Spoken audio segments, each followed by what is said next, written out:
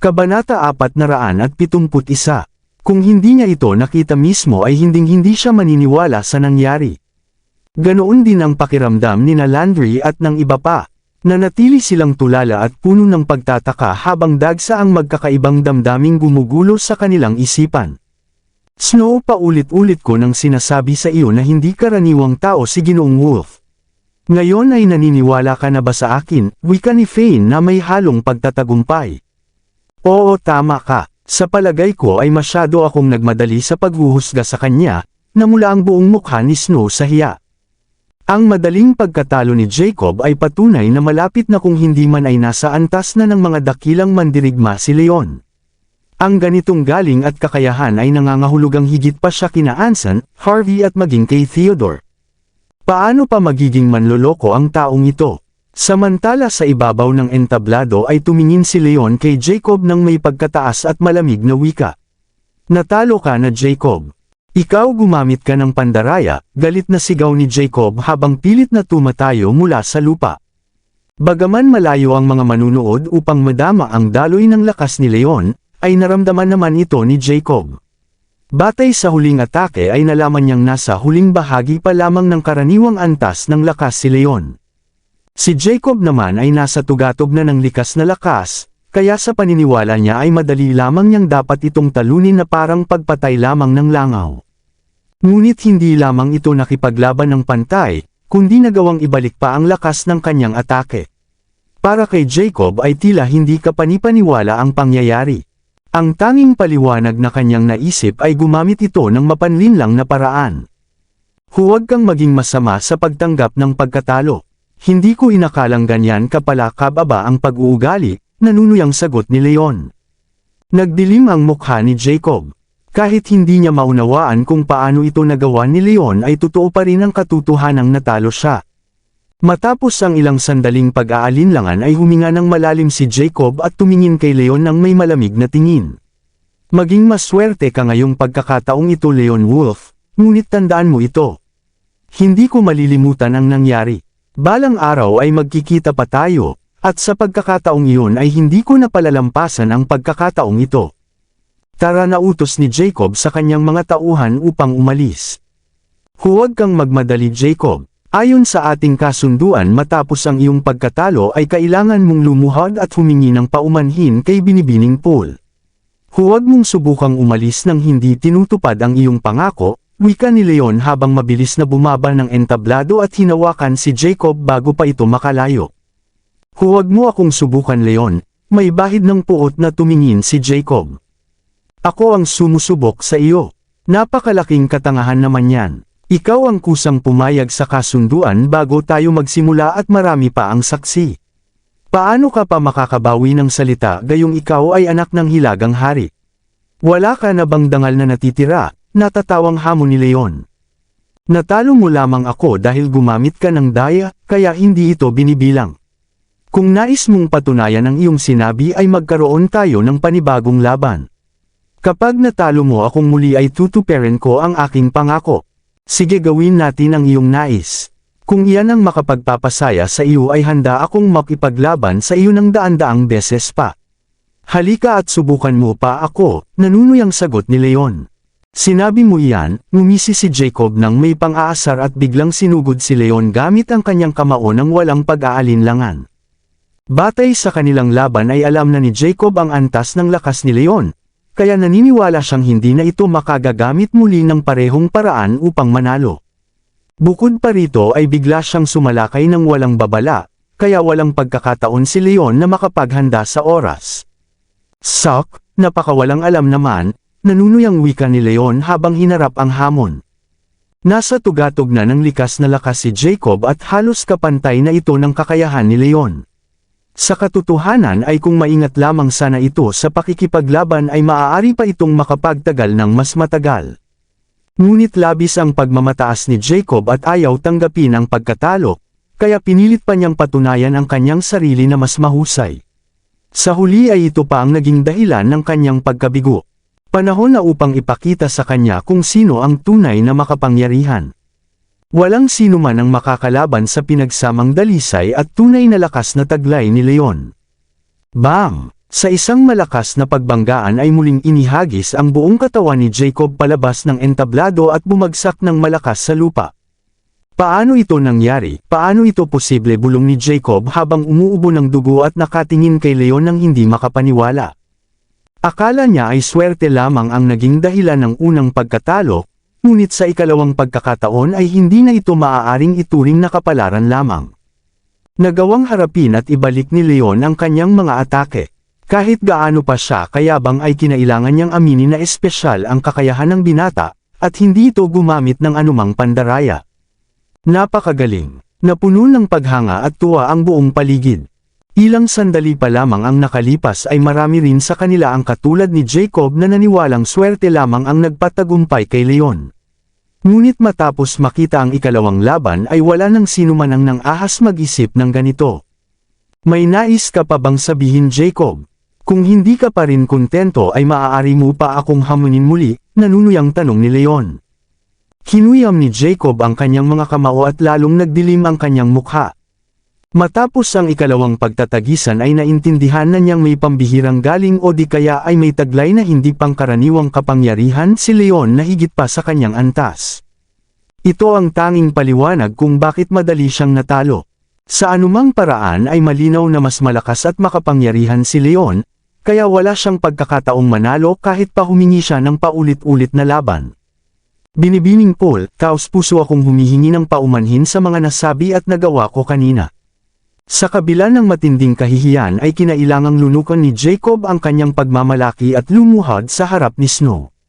Sige, umalis ka na. Sagot ni Snow na tila walang pakialam, ngunit sa kaloob-looban ay gumaan ang kanyang pakiramdam at nabawasan ang matinding galit na matagal nang kumukulo sa kanya. Matapos noon ay iniwan nila ang lugar habang mahina at mapotlas si Jacob na inaalalayan ng kanyang mga tauhan. Nanalo tayo. Sabay-sabay na nagdiwang at nagpalakpakan sina Landry at ang iba pa nang tuluyan nilang maunawaan ang nangyari. Napakahusay mo, Ginoong Wolf. Alam kong magtatagumpay ka, nakangiting wika ni Fane habang lumalapit at itinaas ang dalawang hinlalaki bilang pagpupugay. Hindi lamang natulungan ni Leon na manalo ang kanilang panig, kundi naparusahan din ito si Jacob at pinahiya sa harap ng maraming tao. Sa tuwing naaalala ni Fane ang pagluhod ni Jacob ay hindi mapigilan ang kanyang tuwa at tagumpay. Huwag mo akong purihin, Ginoong Paul. Naging maswerte lamang ako, sagot ni Leon nang may pagpapakumbaba. Lumapit din si Snow sa kanila.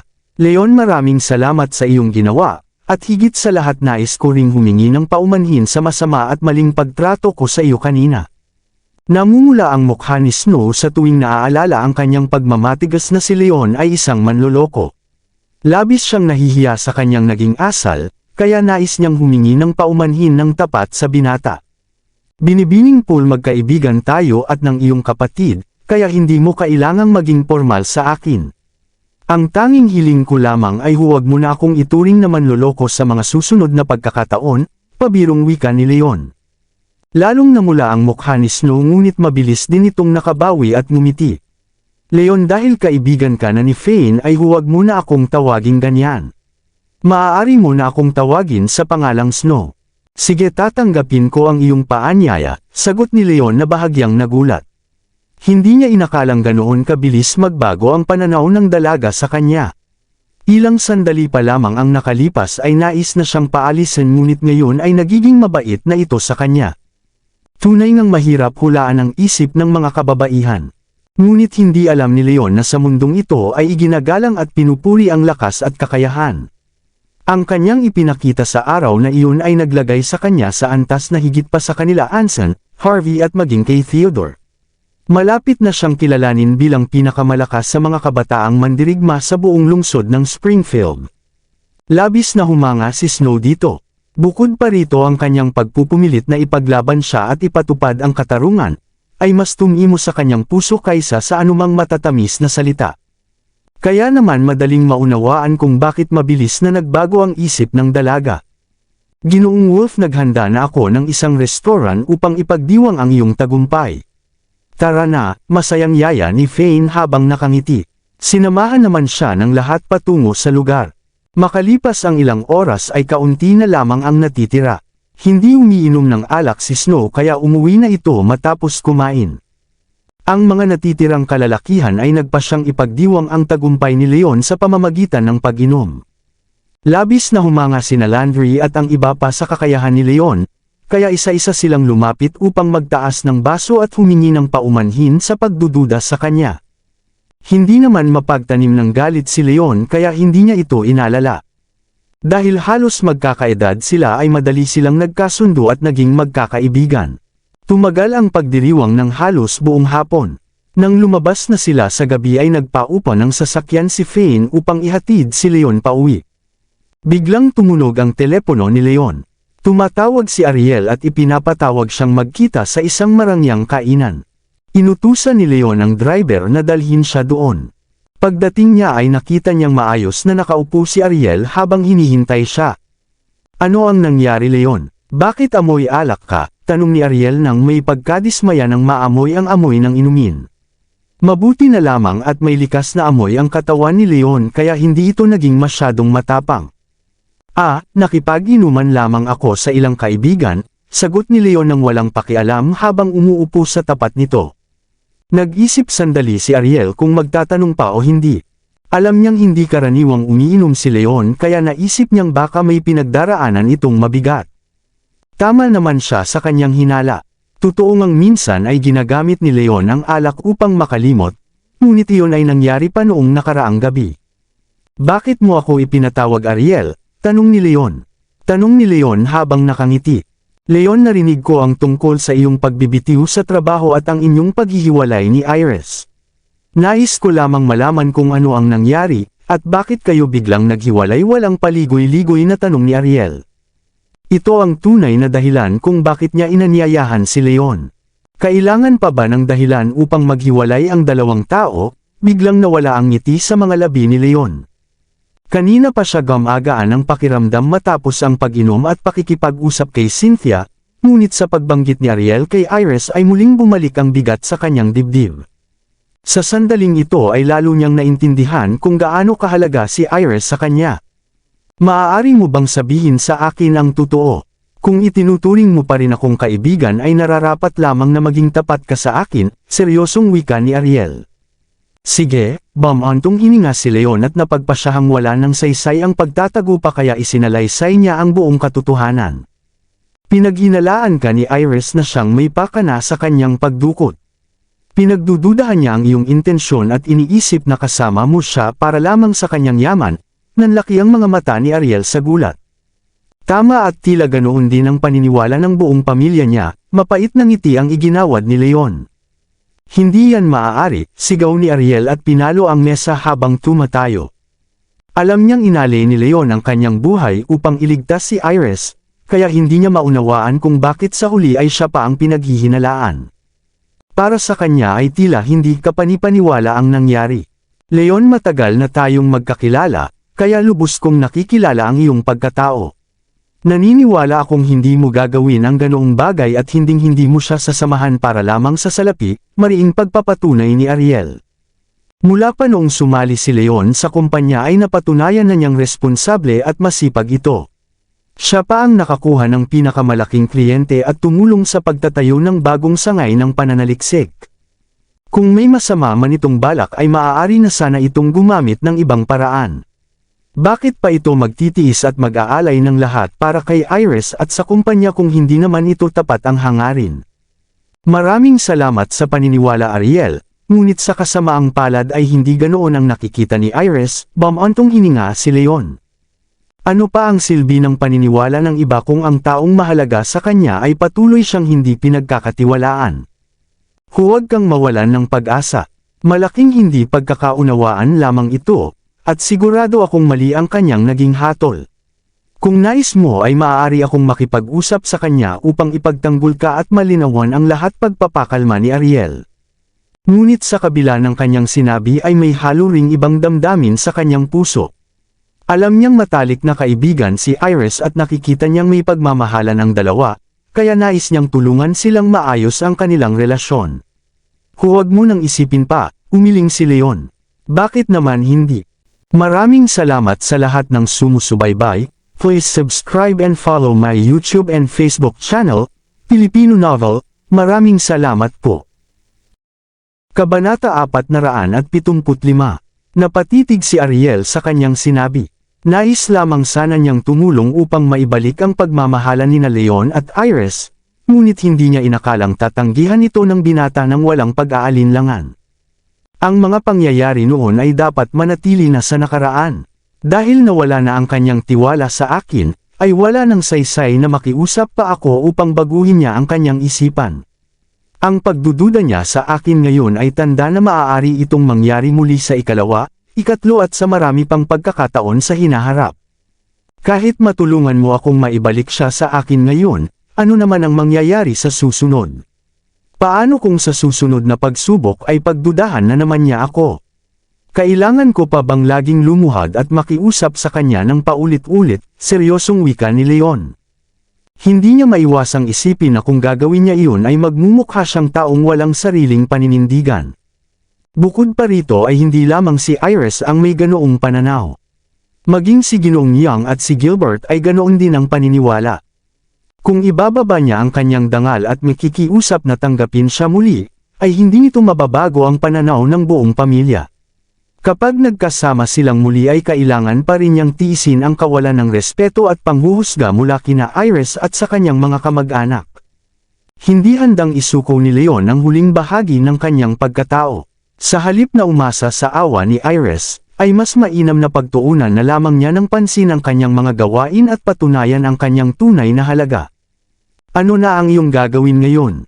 Isusuko mo na ba ng tuluyan si Iris? Nanginginig ang loob ni Ariel sa kanyang tanong. Magulo ang kanyang nararamdaman. Sa isang panig ay nais niyang magkaayos ang dalawa, ngunit sa kabilang panig ay may bahagi rin ng kanyang puso na umaasang talikuran na ni Leon si Iris upang magkaroon siya ng pagkakataon. Hindi ko alam, ngunit hahayaan ko na lamang ang takbo ng mga pangyayari. Kung may pagkakataon ay susubukan kong makuha muli ang kanyang loob, ngunit kung wala naman ay marahil ay hindi talaga kami nakatadhana para sa isa't isa, sagot ni Leon habang bumabuntong hininga. Sa katotohanan ay nais pa rin niyang makasama muli si Iris sa oras na mapatunayan niya ang kanyang sarili, ngunit kinatatakutan niyang baka huli na ang lahat pagdating ng panahong iyon. Mabuti naman at naiintindihan mo ang sitwasyon. Sana ay huwag mong hayaang hadlangan ng pagsubok na ito ang iyong pag-asenso. At higit sa lahat huwag ka nang uminom ng labis. Ayokong makita kang nagdurusa sa ganitong kalagayan, pagpapakalma ni Ariel.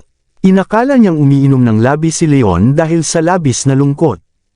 Huwag kang mag-alala, nangangako akong babangon muli, sagot ni Leon habang nakangiti. Naramdaman niya ang pag-aalala ni Ariel at labis siyang naantig sa kabutihan ng kaibigan. Nagpatuloy pa sila sa pag-uusap habang kumakain hanggang sa matapos at makaalis sa kainan. Nang maghiwalay na sila ay biglang tumunog ang telepono ni Leon. Si Luisa ang tumatawag. Leon, narinig ko ang tungkol sa inyong paghihiwalay ng aking pinsan. Hindi ko maintindihan kung ano ang nangyari sa kanya. Paano niya pinaniwalaan ang aking lolo at tiyo na ikaw ang may pakana sa kanyang pagdukot at kasama mo siya para lamang sa yaman? Huwag kang mag-alala, naniniwala ako sa iyo. Alam kong hindi mo gagawin ang mga bagay na iyon, mariing pagpapatunay ni Luisa na tila naiinis din sa nangyari. Maraming salamat sa paniniwala, Luisa. Medyo nagulat pa si Leon sa kanyang narinig. Matapos masakta ni Gilbert at itakwil ng pamilya Young, at sa huli ay pagdudahan pa ng babaeng mahal niya, ay malaking ginhawa pa rin na may mga taong naniniwala sa kanya. Ngunit hindi pa rin maiwasan ang lungkot dahil sa katotohanang si Iris mismo ang hindi nagtiwala sa kanya habang sina Luisa at Ariel naman ay naniniwala ng lubos. Nasaan ka ngayon, Leon? Bakit hindi ka pumunta dito? Tutulungan kitang kausapin ang aking pinsan upang pagbigyan kanyang makapagpaliwanag. Malinaw ang hangarin ni Luisa na nais niyang tulungan si Leon na mabawi ang pagmamahal ni Iris. Sinabi ni Leon na hindi na kailangan iyon, ngunit pinahahalagahan niya ang kanyang tulong. Nagulat si Luisa at nagtanong kung bakit. Ang katotohanang nagawa pa ni Leon na makuha ang loob ni Iris ay malaking bagay na para sa kanya. Alam din niya kung gaano kamahal ni Leon si Iris, kaya hindi niya maintindihan kung bakit handa itong isuko ang babae ng ganoon na lamang. Sumagot si Leon na mas masalimuot ang sitwasyon kaysa sa inaakala niya. Hindi lamang walang tiwala sa kanya ang pinsan niya, kundi pati na rin ang kanyang lolo at tiyuhin. Sa kabuuan mas mabuti na manatili muna siyang mag-isa upang maayos ang kanyang isipan at makita kung ano ang susunod na mangyayari. Nagtanong si Luisa kung nag-aalala siyang pipigilan siya ng kanyang lolo at tiyuhin. Tumahimik siya matapos itong itanong dahil alam niyang tama si Leon. Kahit makuha pa niya ang loob ni Iris, hindi nito ginagarantiyang magbabago ang isip nina Elder Young at Gilbert. Sinabi pa ni Luisa na anuman ang mangyari sa tingin niya ay angkop na kabiyak si Leon para sa kanyang pinsan. Naisip na rin niyang magiging kamag-anak niya ito balang araw. Nangako siya na kung may pagkakataon ay ipapaalala niya ang magagandang katangian ni Leon kina Iris, sa kanyang lolo at tiyo Gilbert at umaasang magbabago ang pananaw ng mga ito. Nagpasalamat si Leon. Nakaramdam siya ng matinding init sa kanyang dibdib. Kahit likas na mapagbiro at mapang-asar si Luisa na iintindihan pa rin naman siya nito at handang tumulong sa oras ng pangangailangan. Pagkatapos ng tawag ay umuwi na si Leon sa Shear Mansion. Kinabukasan ay sumunod muli si Leon kay Cynthia papunta sa trabaho tulad ng nakaraang araw. Buong umaga ay sinamahan niya ito upang matutunan ang takbo ng operasyon ng kumpanya. Dahil hindi naman hayagang inanunsyo ni Cynthia na si Leon ang bagong punong tagapamahala ng grupo, itinuring lamang siyang bagong katulong o kalihim ng mga empleyado, maging ng mga nakatataas kaya hindi siya gaanong pinansin. Sa tanghali ay inunat ni Cynthia ang kanyang katawan at napag-isipang ipagpatuloy muli ni Leon ang masahe na ginawa nito noong nakaraang araw. Ngunit bago pa man siya makapagsalita ay tumunog na ang telepono ni Leon. Tumatawag si Fane. Tinanong ni Leon kung ano ang kailangan ni Ginoong Paul. Ipinaliwanag ni Fane na nalaman na ng kanyang ama ang tungkol sa labanan kahapon at nais siyang makaharap ng personal upang magpasalamat sa pagliligtas sa kanya. Sinabi niyang kung hindi dahil kay Leon ay hindi sila mananalo. Tinanong niya kung may oras ba si Leon upang makipagkita. Nagulat at nag-alangan si Leon nang malaman niyang nais siyang makita ng hari ng Timog. Sa totoo lang ay ayaw niyang makaharap ang taong iyon. Bukod sa isa ito sa mga kilalang tao sa buong lungsod, ay isa rin ito sa pinakamakapangyarihang tao sa mundo ng mga sindikato. Alam ni Leon na kapag nakipag-ugnayan siya sa hari ng Timog ay madali siyang madadami sa mga gulo ng sindikato at hindi ito ang nais niyang mangyari. Ngunit batid din niyang hindi ito maiiwasan mula pa noong tinanggap niya si Mason. Sinabi pa ni Fane na naghihintay na siya sa pasukan ng Synth Ion Group at kung maaari ay sabay na silang pupunta sa kanyang ama. Matapos sandaling pag-aalinlangan ay pumayag na rin si Leon. Nasa harap na naman kasi niya si Fane, kaya hindi nararapat na tanggihan ang paanyaya. Bukod dito ay marami na rin siyang naging alitan kay Jacob, kaya tiyak na binabantayan na siya ng hari ng Hilaga. Kung magkakaroon siya ng ugnayan sa hari ng Timog ay hindi siya basta-basta maaabala ng hari ng Hilaga. Medyo hindi nasiyahan si Cynthia nang makitang may kausap sa telepono si Leon. Lalabas ka na naman Leon. Oo, nais akong makausap ni Fane, mahinang sagot ni Leon nang may pagkailang. 2 araw pa lamang siyang nagtatrabaho para kay Cynthia, ngunit pareho itong araw na wala siya sa opisina kaya hindi katakatakang hindi ito nasisiyahan. Si Fane na naman. May pagdududang tanong ni Cynthia habang tinitingnan ang kabuuan ng binata. Leon, baka naman nagbago ang iyong panlasa matapos ang iyong pagkabigo sa pag-ibig. Nagbago ang panlasa ko. Natigilan si Leon at agad na naunawaan ang ibig sabihin nito. Cynthia, huwag mong isipin ang ganoon. Tapat ang aking panlasa, at wala akong kakaibang hilig. Sagot ni Leon ng walang pag-aalinlangan ngunit sa kaloob-looban ay hindi niya maiwasang makaramdam ng pagkasuklam sa ganoong pag-iisip. Mabuti naman kung ganoon. Ayokong mahulog ang loob ko sa taong may kakaibang hilig, pabirong wika ni Cynthia habang nakangiti ng mapagbiro. Umiling na lamang si Leon. Alam niyang pinaglalaroan lamang siya nito, kaya hindi na niya ito pinansin pa. Kinuha niya ang kanyang jacket at bumaba na ng hagdan. Ang tahanan ng hari ng Timog ay halos kasing laki ng mansyon ng Shear ngunit magkaiba ang estilo. Ang mansyon ng Shear ay simpleng ngunit may halong lumang ganda, samantalang ang tahanan ni Fane ay moderno at marangya. Nakaupo si Vincent sa salas habang humihigop ng tsaa at hinihintay ang kanilang pagdating. Nasa tabi niya si Snow na nagbubuhos pa ng inumin para sa kanyang ama. Biglang narinig ang yabag ni Fane at Leon habang papasok sila sa silid. Ibinaba ni Vincent ang kanyang tasa at tumayo upang salubungin si Leon. Ama, ipinapakilala ko sa iyo si Ginoong Leon Wolf.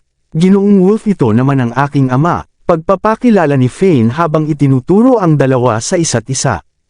Napakagwapong binata, masiglang wika ni Vincent na may malakas na tawa. Maraming salamat Ginoong Paul. Magalang na ngiti ang iginawad ni Leon habang pinagmamasdan ang kausap. Matangos at matikas ang anyo ni Vincent at may taglay na tindig ng kapangyarihan at karangalan na angkop sa kanyang katayuan. Hindi katakatakang umangat ang taong ito at namuno sa buong mundong kilala sa pagiging matatag. Nagpalitan sila ng magagandang bati at inanyayahan ni Vincent si Leon na maupo. Sinenyasan din niya si Snow na maghanda ng tasa ng tsaa para sa panauhin. Ginoong Wolf, narinig ko mula sa aking anak ang mga pangyayari kahapon. Maraming salamat sa iyong tulong. Kung wala ka ay tiyak na nasira ang aking pangalan at dangal. Lubos akong nagpapasalamat dito, wika ni Vincent habang nakangiti. Masyado po kayong mabait Ginoong Paul. Magkaibigan kami ni Fane kaya natural lamang na tumulong ako, sagot ni Leon na may ngiti. Namangha ako sa iyong pagpapakumbaba. Bihirang makakita ng binatang kasing galing mo na nananatiling simple at hindi mayabang sa kanyang kakayahan. Ngunit nais ko lamang itanong, hindi ko matindaan na may angkan na may apelyidong Wolf sa lungsod ng Springfield. Maaari ko bang malaman ang iyong pinagmulan? Ulila ako at hindi kabilang sa alinmang makapangyarihang angkan, mahinang sagot ni Leon na may bahagyang pagkailang. Ulila, gulat na tanong ni Vincent. Maging sina Snow at Fane ay napatitig din sa kanya nang hindi makapaniwala. Alam ni Fane na malapit si Leon sa pamilyang Shear, kaya inakala niyang malayong kamag-anak ito ng mga ito. Ngunit hindi niya inakalang galing pala ito sa wala at walang pinanggalingan. Ginoong Wolf, patawarin mo ang aking pagiging masyadong mapagtanong, ngunit narinig ko kina Snow at Fane na naabot mo na ang tugatog ng likas na lakas. Sa iyong murang edad ang tanging paliwanag ay malamang ay may natutunan ka mula sa isang taong mas makapangyarihan. Maaari ko bang malaman kung sino iyon? Tanong ni Vincent na nais malaman ang buong katotohanan. May bahagyang pagkailang sa mukha ni Leon. Hindi niya maaaring sabihin ang totoo, lalo pat ito ang pinakamalaking lihim na kailangan niyang ingatan. Napansin ni Snow ang pag-aalinlangan ni Leon kaya agad itong sumagot upang iligtas ang binata. Ama, bakit ang dami mong tanong? Para mo na siyang kinakapanayam. Tama ka, marahil ay hindi nararapat ang aking mga tanong, sagot ni Vincent habang nakangiti, ngunit sa kaloob-looban ay hindi siya lubos na nasiyahan. Panauhin nila si Leon at hindi niya karaniwang inilalagay sa alanganin ang kanyang mga bisita, ngunit iba ang sitwasyong ito. Kinagabihan ay ipinagmalaki na sa kanya ni Fane ang galing at kakayahan ni Leon at nabanggit pa nito na tila bagay na bagay ang binata kay Snow. Ito ang nakakuha ng pansin ni Vincent. Mula noong makaranas ng unang pagkabigo sa pag-ibig ang kanyang anak ay labis siyang nag-alala sa hinaharap nito. Kahit ulila si Leon ay matalino at may kakayahan, kaya tila angkop ito para kay Snow.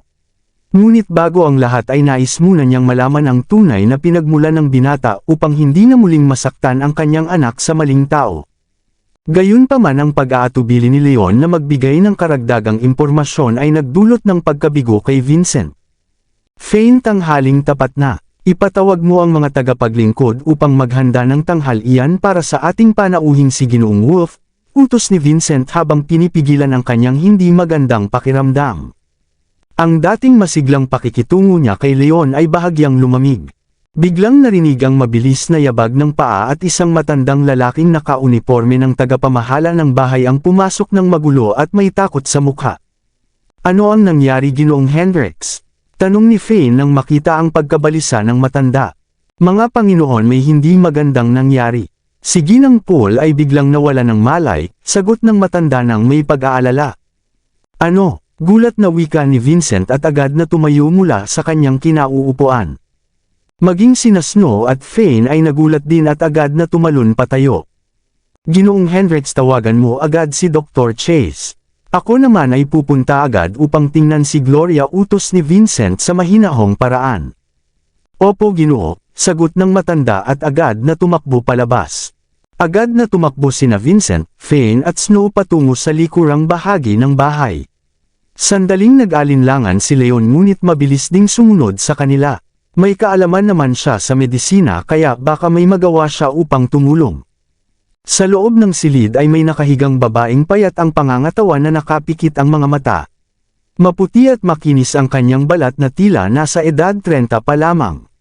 Ang kanyang anyo ay may pagkakahawig kay Snow na tila magkapatid. Ngunit may kakaiba sa kanya.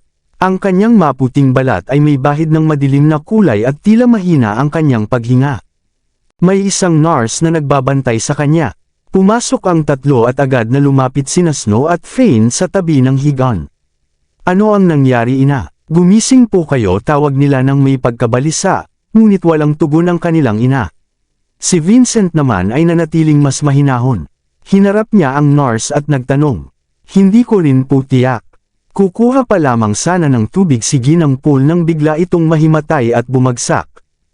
Sa palagay ko ay dahil sa kanyang mahinang kalusugan, tapat na sagot ni Ginang Woods. Sa tingin ko rin ay ganoon ang dahilan bumantong hininga si Vincent na may halong panghihinawa. Mula pa noon ay mahina na ang katawan ng kanyang asawa. Sinamahan pa siya nito sa panahon ng kahirapan habang siya ay nagsisikap na makilala sa mundong kanyang kinabibilangan, kaya lalong hamina ang kanyang resistensya sa paglipas ng panahon. Lalo pang lumala ang kanyang kalagayan matapos manganak. Unti-unting humina ang kanyang katawan hanggang sa madalas na itong magkasakit at manatili sa higaan ng ilang buwan. Maraming doktor ang pinakonsulta at malaking halaga ang ginugol ni Vincent upang gamutin ang asawa, ngunit walang naging epekto ang mga ito. Sa halip ay lalong lumala ang kalagayan ni Gloria sa nakalipas na 2 taon. Kahit sa kaunting pagkilos lamang ay nahihilo na ito at nawawalan ng malay. Labis na nag-aalala si Vincent ngunit wala siyang ibang magawa. Snow, Fane, huwag kayong mag-alala. Nawalan ng malay ang inyong ina dahil sa malamig na enerhiyang naipon sa loob ng kanyang katawan. Magiging maayos din siya pagpapakalma sa kanila ni Leon. Sa pamamagitan ng kanyang kaalaman sa tradisyonal na panggagamot ay nalaman niya sa isang tingin pa lamang na labis ng naipon ang malamig na enerhiya sa katawan ni Gloria, ngunit wala pa itong agarang panganib. Ngunit kung hindi ito maaagapan sa lalong madaling panahon ay lalo itong lalala at sa huli ay magiging bantana sa kanyang buhay. Malamig na enerhiya, natigilan sina Snow at Fane. Alam nilang mahina ang kalusugan ng kanilang ina, ngunit hindi nila alam ang tunay na sanhi nito. Sa katotohanan ay may sapat akong kaalaman sa medisina. Kung hindi kayo utol ay maaari kong suriin ng maayos ang kalagayan ni Ginang Pool upang malaman ang kanyang tunay na karamdaman at makapagbigay ng angkop na lunas, paliwanag ni Leon. Batay lamang sa paningin niya ang kanyang naunang pagsusuri, kaya kailangan pa niyang siyasatin ng mas malalim upang makapagbigay ng tamang gamutan. Sige, subukan mo, masayang wika ni Snow at Fane at agad na umatras sa gilid ng higaan upang bigyang daan si Leon. Nag-alinlangan naman si Vincent nang makitang lumalapit si Leon sa kanyang asawa. Hinawakan niya ang braso ng kanyang anak at mahinang nagtanong. Fane, hindi ko alam na marunong din manggamot si Ginoong Wolf. Magaling ba siya dito? Hindi ko rin alam. Wala siyang nababanggit tungkol dito, umiling si Fane. Ang tanging alam lamang niya ay ang lakas ni Leon at ang pagiging malapit nito sa pamilyang Shear, ngunit hindi niya akalain may ganito pa palang kakayahan ang binata. Tumibok ng mabilis ang puso ni Vincent at nakaramdam ng kaba. Marami ng tanyag na doktor ang kanyang pinakonsulta ngunit walang nakapagpagaling sa asawa. Paano naman kaya magagawang gamutin ng isang taong tila walang sapat na karanasan? Ngunit nang isiping kusang loob lamang tumutulong si Leon ay napagpas siya siyang huwag na itong pigilan. Huwag kang lumapit. Biglang tumunog ang matalas na tinig. Kasunod ni Ginoong Hendricks ay isang lalaking nasa edad 30 na nakasuot ng pormal na damit na may puting Amerikana sa ibabaw. May dala itong mga kagamitang pampagamot at may pagmamataas ang itsura. Ito ay si Dr. Chase, ang dalubhasang kinuha at binabayaran ng malaki upang maging tagapag-alaga ni Gloria sa loob ng mahabang panahon. Tumingin si Dr. Chase kay Leon na may pagkadismaya at hinarap si Vincent upang magtanong. Sino ang taong ito, Ginoong Pool? Kabanata 480. Ito ay si Ginoong Wolf, kaibigan ni Fane, paliwanag ni Vincent. Doktor ba siya? Tanong ni Dr. Chase habang nakakunot ang noo. Sa tuwing nagkakasakit si Gloria ay binibigyan siya ni Vincent ng malaking gantimpala kapag naibabalik nito ang kalusugan ng may bahay. Kung doktor din si Leon ay maaaring mawala sa kanya ang karapatang gantimpalang nararapat sa kanya. Walang tiyak na sagot si Vincent at agad na tumingin kay Leon na parang nagtatanong. Hindi ako doktor, sagot ni Leon habang umiiling. Hindi doktor, gulat na wika ni na Vincent, Fane at Snow lalo na si Vincent. Akala niya ay may kaalaman man lang si Leon, ngunit sa pag-amin nito ay lalo siyang nag-alinlangan sa kakayahan ng binata. Napangiti ng mapang-asar si Dr. Chase. Ginoong Paul, hindi man lang doktor ang taong ito, paano ninyo ipagkakatiwala sa kanya ang paggamot sa pasyente?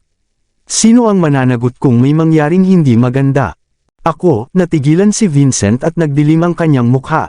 Sa katotohanan ay dahil sa matinding pagnanais na gumaling ang kanyang asawa ay handa siyang subukan ng anumang paraan, ngunit sa sinabi ng doktor ay napagtanto niyang naging padalos-dalos siya.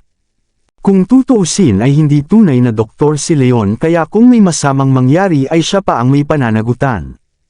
Maraming salamat sa iyong kabutihan, Ginoong Wolf. Dumating na naman si Dr. Chase, kaya ipagkatiwala na natin sa kanya ang pagsusuri at paggamot sa aking asawa. Mabilis na pagpigil ni Vincent kay Leon.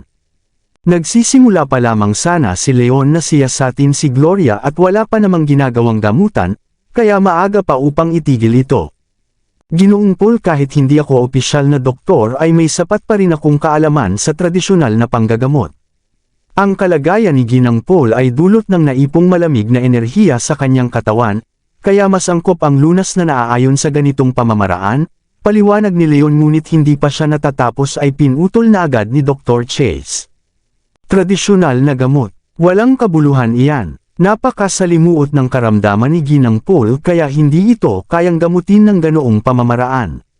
Bukod pa rito, ang ganitong paraan ay nakabatay sa mahabang karanasan, kaya mas magaling ang mga matatandang manggagamot kaysa sa mga kabataan. Wala ka pa namang 25 taon kaya tiyak na kakaunti pa lamang ang iyong nalalaman. Paano mo gagamutin si Ginang Paul sa ganitong kalagayan, panunuyan ni Dr. Chase? Paano mo masasabing walang kabuluhan ang tradisyonal na gamot, gayong higit sa 70% ng mga pasyente ay gumagaling sa pamamagitan nito, sagot ni Leon na may bahid ng inis. Nasuri na niya ang kalagayan ni Gloria at tiyak sa kanyang sarili na madali lamang itong mapagagaling kung papayagan lamang siya. Sobrang kumpiyansa mo sa iyong sarili. Narinig mo ba iyan, Ginoong Paul? Sinasabi niyang mapapagaling niya ang asawa mo gayong marami ng tanyag na doktor ang nabigo. Kung hindi yan walang kabuluhan ay hindi ko na alam pa ang ibig sabihin nito, natatawang wika ni Dr. Chase. Sa mga nakaraang pagkakataon ay nagagawang maibalik ni Dr. Chase ang malay ni Gloria, ngunit alam niyang hindi niya ito lubos na mapagagaling. Napakahirap ng kanyang karamdaman kaya kahit ang mga pinakamahuhusay sa larangang ito ay walang nagawa. Lalong nagdilim ang mukha ni Vincent. Kung tunay na doktor sana si Leon ay handa niyang ipagkatiwala ang kanyang asawa, ngunit sa sitwasyong ito ay tila nagmumukhang manloloko ang binata. Baliw lamang ang maniniwala sa kanya. Pinahahalagahan ko ang iyong kabutihan, Ginoong Wolf, ngunit si Dr. Chase ang aming manggagamot sa pamilya at matagal na niyang inaalagaan ang kalusugan ng aking asawa.